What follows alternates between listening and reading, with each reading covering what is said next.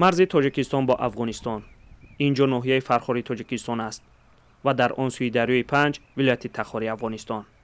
جالب است که نام منطقه در هر دو ساحل دریا در قد است. مرز آرام به نظر می رسد. ساکنان در قد تاجیکستان میگویند الحال تهدید را از آن سوی مرز احساس نکرده اند. آنها به نیرو و آمادگی مرزبانان باور دارند.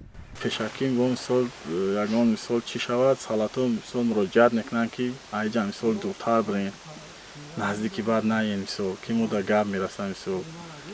خط مرزро дар инҷо ҷазираҳои дарё печида кардааст. инҷо минтақаи марзии саёд аст. дар ҷазираҳои рӯбарӯи он сокинони деҳаи ҳазрати бӯстони афғонистонро дидан мумкин аст ки гуфта мешавад машғули заршӯянд.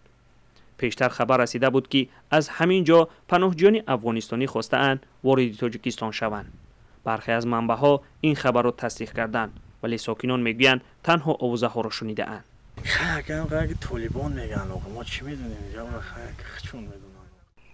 аммо як манбаъ дар мақомоти интизомии вилояти хатлон бо шарти зикр нашудани номаш ба радиозодӣ гуфт ки дар 2 ҳафтаи ахир 3 талоши гузаштани паноҳандагон ба хоки тоҷикистон рӯй додааст.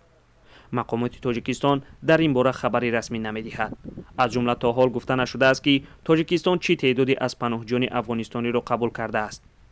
عددهای از چند صد تا زیاده از 1000 صدا دادند، ولی نمایندگی اتحادیه اروپا در تاجیکستان روز 14 سپتامبر برای کمک به پناهندگان 160,000 یورو جدا کرد که قرار است مشکلات تا 5000 پناهنده افغانستان را در ولایت ختلان و ولایت مختار کوهستانی بدخشان آسان نماید.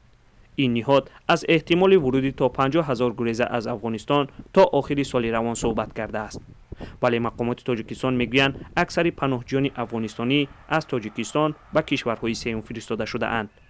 محمود جان رحمتزاده، آزادی، مرز تاجیکستان با افغانستان.